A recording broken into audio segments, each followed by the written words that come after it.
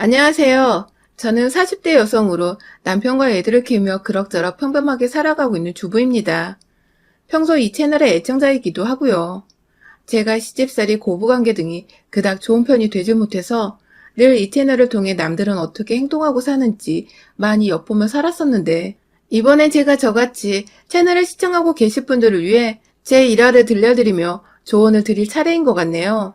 저는 정말 하나도 모난 거 없이, 부족한 거 없이 어릴 적부터 좋은 부모님과 좋은 환경에서 자랐습니다. 저희 부모님 두 분 모두 지금의 저와 남편처럼 그냥 평범한 회사를 다니는 직장인이었고 주부였는데, 서울에서 나고 자란 저희 할아버지가 사셨던 땅이 금싸라기가 되며 땅값으로 돈을 많이 벌었고, 그 돈을 다 6자식에게 나눠주셨는데도 한 사람당 받게 된 유산이 제법 많아서 고모들과 아빠 그리고 삼촌들까지 모두 부유하게 살 수 있었죠. 다들 할아버지 따라서 땅을 사거나 임대업에 눈을 돌려보겠다고 하던 일도 그만둔 채 뛰어들 동안 저희 아버지는 그냥 잘하는 게 회사에서 일하는 것뿐이라며 끝까지 하시던 일을 그만두지 않으셨고, 돈은 모조리 살림을 책임지는 저희 어머니께 맡겼어요. 그런데 이 무슨 럭키한 일인지 아버지는 아버지대로 성실하게 다니던 회사에서 일이 잘 풀려 승진도 잘하셨고, 그런 남편을 보며 내조할 맛이 나는지 어머님도 어머님대로 있던 돈으로 작은 주택부터 시작해 사고 파는 임대업에 고모 따라 뛰어드셔서는 돈을 많이도 저축할 수 있었죠. 원래부터 부유했던 편이었는데 덩달아 더 친척들까지 다 경제적인 여유가 생기는 바람에 저의 돈에 대한 개념은 정말 안드로메다로 향해버렸죠. 그냥 아끼지 않아도 척척 더 쓰라고 돈을 내어주시는 부모님이 계셨기 때문에 돈에 대한 걱정을 따로 해본 적이 없었던 것 같아요. 다행인 건 부모님이 망나니처럼 살다가 재산을 상속받은 것도 아니었고, 모두가 제자리에서 제 역할을 열심히 하시면서 자연스레 재산을 모으셨던 것이어서 그런지 다행히 전 돈에 대한 개념만 없을 뿐 제 일은 무조건 열심히 해야 하는 거라는 배움을 얻었죠. 자기 일에 최선을 다하고 열심히 살다 보면 가진 돈을 누릴 자격이 더 있다는 생각을 하곤 했어요. 그런데 이 제 사상이 좀 이상한 방향으로 가닥을 잡았어요. 제 꿈이 현모양처였거든요. 그 당시에는 왜 그렇게 생각했는지 모르겠지만 전 좋은 남편감을 열심히 찾아서 결혼을 하고 열심히 내조하는 게 제가 제 일에 최선을 다하고 잘 사는 것이라고 생각을 했어요. 내조를 잘하는 현모양처라면 어머니처럼 돈을 쓰고 굴리는 자격을 누릴 수 있지 않을까 싶었던 것이죠. 그리고 이러한 제 꿈은 대학에 가서야 조금씩 실행이 되었습니다. 꿈이 현모양처니 하고 싶은 공부나 직업이 딱히 없었고, 그래서 고민 없이 가장 안정적으로 입학이 가능했던 대학의 과를 선택했어요. 그렇게 입학을 하고 나서 지금의 남편을 처음 만났죠. 남편은 저보다 3살 위에 같은 학과 선배였습니다. 군대를 갔다 막 돌아온 소위 말해 촌티가 팍팍 나는 복학생이었죠.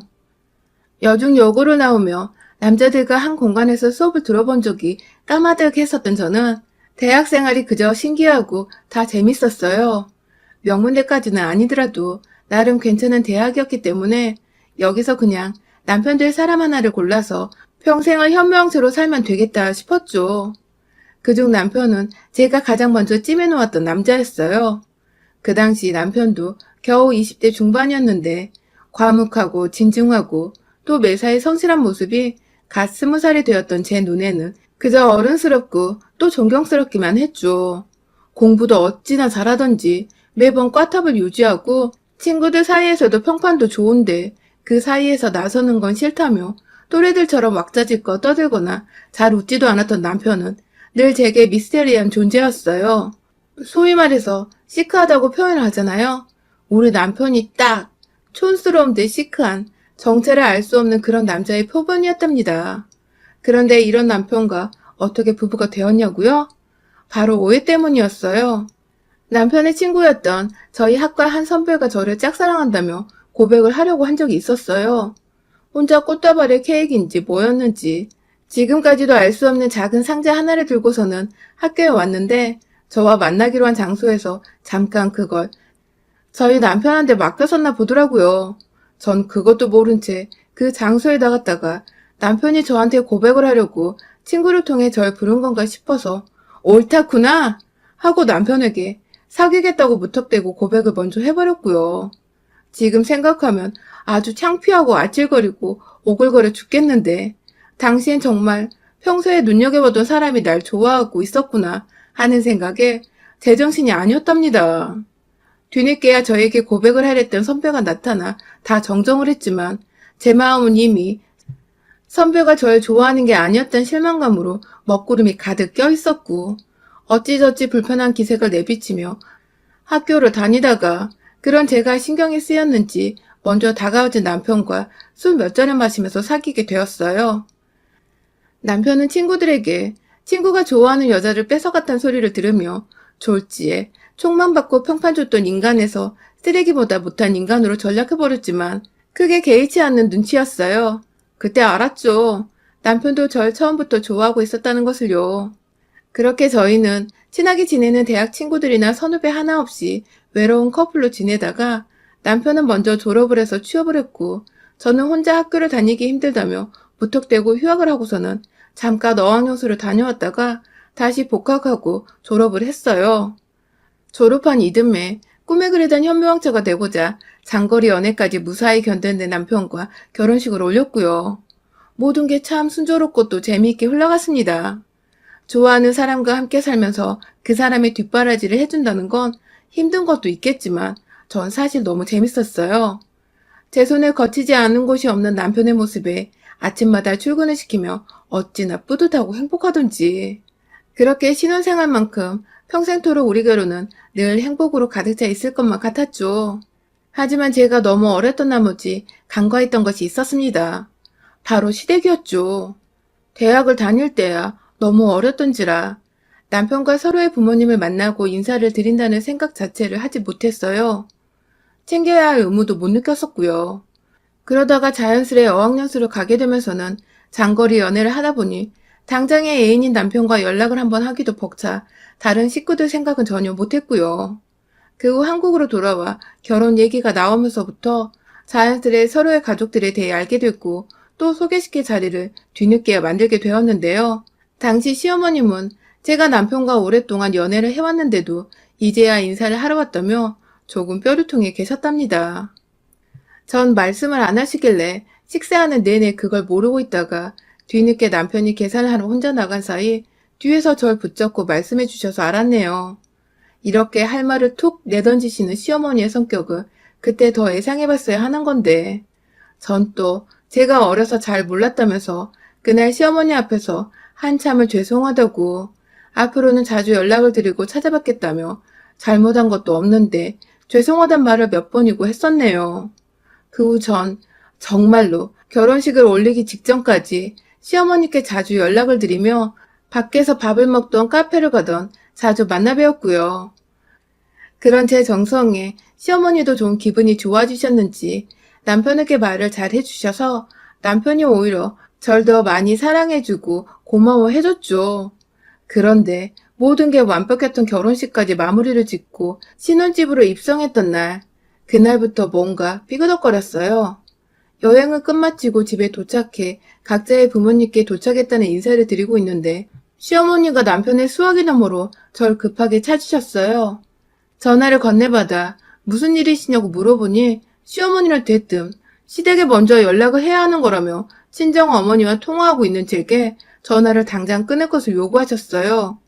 부부가 함께 수화기를 맞들고 시부모님께 예의를 갖춰 전화를 올린 후 그 다음에 친정이 전화를 하는 게 맞다면서. 신혼여행 후 긴 비행으로 피곤해 쩔어있는 저를 마냥 훈계하시던 시어머님은 그렇게 제가 정말 친정과의 전화를 끊고 나서 네네 하며 수긍적인 대답을 몇 번이고 올린 후에야 푹 쉬어라 하는 말과 함께 전화를 끊으셨습니다. 이게 무슨 경우인가 싶어서 어이가 없는데 신혼부터 시댁 문제로 남편과 싸우거나 얼굴을 붉히고 싶지 않아서 겨우 참아냈네요. 그 후 시어머니와 잦은 왕래가 있었던 것도 아니었지만 친정처럼 시댁도 서울에 있었기 때문에 절 불러내면 만나야 하는 일이 많았어요. 소위 며느리들이 모두 힘들어하는 김장 담글 때 불러내시는 거 기본이었고요. 동네 아주머니들과 주민센터에 가서 노래 교육을 받으시다가도 픽업을 하며 차 있는 저를 불러내기도 하셨어요. 매주마다 수업이 끝나면 말이죠. 상견례하고 결혼식 할 때 저희 부모님 옷차림이나 하객들의 수준을 보셨는지 재산도 딱히 없으셨고 변변찮은 직장을 다니는 것도 아니셨던 저희 시아버지와 시어머니는 그날 많이 기가 죽어 계신 것 같았었는데 결혼을 하고 나니 돈 많고 잘난 며느리를 뒀다며 재덕을 아주 톡톡히 보려 하시더라고요. 그나마 남편이 시아버지를 닮은 건지 우리 시아버님은 점잖으시고 말도 별로 없는 과묵한 편이셔서 저와는 집에서 다 같이 밥을 먹을 때 말고는 딱히 볼 일도 없으셨고 얘기할 기회도 별로 없었지만 시어머니는 달랐어요. 잊을만 하면 전화가 와서는 주민센터 픽업을 마주를 하시고 잊을만 하면 뭐가 먹고 싶다면서 데리러 와달라느니 혹은 차려놓으면 저희 집에 오겠다는 말을 하시며 마주칠 일을 꾸역꾸역 만들어내셨죠. 전 이게 다 며느리가 생겨서 어머님도 신이 나니까 그런 거라 생각했어요. 이렇게 다가오는 게 어머님 또래분들의 방식이라 생각을 해서 웬만하면 다 들어드리고 맞춰드리려고 노력을 했죠. 딱히 금전적인 걸 바라는 것 같지도 않았기 때문에 이 정도 인사치레를 하면 왕래하는 정도는 거뜬히 해드리겠다고 마음을 먹었어요. 신혼 초에만 이러다 마실 거라 생각을 했으니까요. 그런데 제 생각은 완전히 빗나갔어요. 그로부터 애를 가지고 낳기까지 무려 7년이 넘는 시간 동안 우리 시어머니는 참 한결같이도 절 달달 볶으시면서 찾으셨습니다. 저희 집이 시댁과 아무리 차를 타고 가도 최소 30분 정도는 걸리는 거리인데 시어머니는 그런 수고와 노력은 생각은 안 하시는지 가까운데 바쁜 척하지 말라는 말과 함께 절 불러내신다든지 저희 집에 오고 싶은데 차가 마땅치 않으니 데리러 오라며 제가 왕복으로 시댁에 갔다가 어머님을 모시고 다시 저희 집으로 오는 등 불필요한 시간 소모를 많이 하게 만드셨죠. 제가 결혼은 빨리 했지만 임신은 좀 늦게 한 편인데요. 겨우 얻은 아이라 시어머니도 조심스러웠는지 임신했을 때에는 전처럼 잘 불러내시진 않으셨지만 무턱대고 저희 집에 찾아오셔서 제가 잘 먹지도 않은 반찬거리들을 만들어 오신다든지 그러다 남편도 저도 아무도 그 반찬을 먹지 않고 남겨두면 시어머니 정성 무시하는 거냐며 남편까지 불러내 저희 앞에서 만들어 온 건 제때제때 해치워 놓으라고 잔소리를 하기도 하셨습니다. 안 만들면 시간도 절약되고 저희는 억지로 안 먹어도 되고 좋은데 시어머니는 굳이 저와 남편이 사는 모습을 보고 싶다는 이유로 집에 일거리들을 만들어 오곤 하셨죠. 점점 그런 시어머니의 막무가내 행동들이 제 힘에 붙였지만 전 또 저대로 그것마저 아들을 향한 사랑이시겠지 하며 최대한 좋게 생각해보려 했습니다. 안 그럼 싸우고 완전히 등지고 사는 방법밖에 없었으니까요. 그러다가 남편이 회사 발령이 나는 바람에 경남 지방으로 내려가게 되었습니다. 남편 혼자 보낼 수가 없어서 저도 아이 데리고 서울을 떠나기로 결심을 했죠. 그렇게 얼떨결에 저희 가족은 거의 10년을 나고 자란 서울을 떠나 지방에서 거주하게 되었어요. 그간 시어머니와도 당연히 왕래는 있었습니다. 명절이면 어김없이 저희가 서울로 올라가 부모님께 인사를 드렸었죠. 하지만 그것 말고는 시어머니도 거리가 부담스러우셨는지 절대 먼저 저희 집에 찾아오신 적이 없었습니다. 그렇다 보니 그 10년이란 시간 동안은 제게 오히려 자유스러웠고 또 편안히 제 가족들에게만 몰두할 수 있는 시간이었어요. 그 사이 둘째 아이가 또 생겨났고 그래서 친정엄마의 손길이 필요해 잠시 서울 친정집에 머무르기도 했었는데 이상하게 시어머니는 제가 친정에 있다고 하니 손주 보러 오는 것도 불편해하시고 그냥 잘 지내다가 집으로 돌아가란 말만 남기시더라고요. 그렇게 지방에 내려가면 한동안은 어머님이 아이를 못 보실 테니 조금이라도 보시라고 몇 번이고 친정에 오셔도 된다는 말을 전했는데 끝까지 거절하신 우리 시어머니. 그 후로도 굳이 먼저 보고 싶다는 말씀을 안 하시길래 전 저대로 시어머니 생각을 해서 지방으로 다시 내려가기 전에 아이를 데리고 시댁에 한번 들렸습니다. 그런 저와 아이를 보며 무지하게 반가워하시던 시어머니를 보니 저도 마음이 편안했고요. 그러다가 한 3시간 정도 후 곧장 KTX를 타고 지방으로 내려가야 해서 내려가려는데 시어머니가 나서는 제 뒤에서 뜬금없이 그러시더라고요. 인정머리 없는 년이라고요. 처음엔 잘못 들었나 싶어서 뒤돌아 물으니 썩 꺼지라는 말과 함께 홀로 안방으로 들어가셨어요. 옆에서 같이 당황해하던 시아버지는 애써 무시하란 말로 애두르며 절 황급히 밖으로 내보내셨고요. 기차 시간에 쫓겨 어쩔 수 없이 그냥 시댁을 나오긴 했지만 한 달 내내 기분이 나쁘고 찝찝한 마음을 지울 수가 없었어요. 그렇다고 먼 지방에서 서울로 굳이 전화를 걸어 수화기에 대고 어른한테 따질 수도 없는 노릇이고. 자연스레 저도 육아를 하느라 바쁘다며 그 일을 잊게 되었고, 다음에 명절에는 또 아무렇지 않게 저를 대하시길래 어머님도 잊으신 줄 알고 저도 머릿속에서 지워버렸습니다. 그러다 올해 저희가 다시 서울로 올라오게 되었어요. 지방에 한번 내려갔다 3, 4년 후엔 다시 서울로 올 줄 알았는데 자꾸만 서울 발령이 다시 미뤄지고 기다리다 거의 10년이 지나고 나니 저희도 마냥 이렇게 살 수 없겠더라고요. 저보다도 아이들 교육을 생각해서 더 많이 고민을 했던 남편은 결국 일을 그만두기로 결심했고, 마침 중소기업을 운영하고 있던 친구가 서울에 있어서 그 회사로 이직을 하게 되었습니다. 월급이 줄어드는 경제적인 부분은 제가 친정으로부터 받을 재산이 있기 때문에 먼저 남편에게 걱정하지 말라며 오히려 남편이 직장을 그만두는 것에 찬성을 했어요. 그렇게 홀가분하게 지방에서의 모든 삶을 끝마치고 다시 서울로 올라온 그날, 그간 전세를 주고 있어서 다른 사람이 살고 있었던 저희 집을 새로 싹 인테리어 시공을 하기로 했죠. 그래서 저희 가족들은 모두 평수가 보다 넓은 친정집에 들어가서 임시적으로 살게 되었고, 저는 시공 중인 집을 왔다 갔다 하면서 전반적인 이사관리를 하게 되었어요. 남편은 퇴근 후에야 잠깐 이 집에 와서 같이 공사가 된 집을 보다가 함께 저와 친정집으로 가곤 했고요. 아이들 학교 전학시키고 다시 집수리하고 꾸미는 데까지 신경 쓸 것들이 정말 너무 많더라고요. 이걸 다 몇 주 사이에 빠르게 끝낼 수 있을까 싶어서 저는 아이들 학교 보내놓고 나면 방과 후까지는 친정 엄마한테 맡기고 온전히 집 수리만 신경을 썼는데 며칠 전 시어머니께서 찾아오셨습니다. 저한테 미리 말씀도 없으셨는데 제가 여기 공사 관리를 하고 있다는 소리를 남편한테서 들었는지 제가 있는 걸 알고 오셨더라고요. 오셔봤자 죄다 공사판이라 마땅히 앉을 자리도 없는데 옆에 오셔서 팔짱을 끼시고는 집을 둘러보시던 어머님은 그렇게 반나절 내내 남편이 퇴근하고 집에 올 때까지 내내 제 옆에서 제대로 궁시렁거리고 제 기분을 더럽힌 채 서성이셨습니다.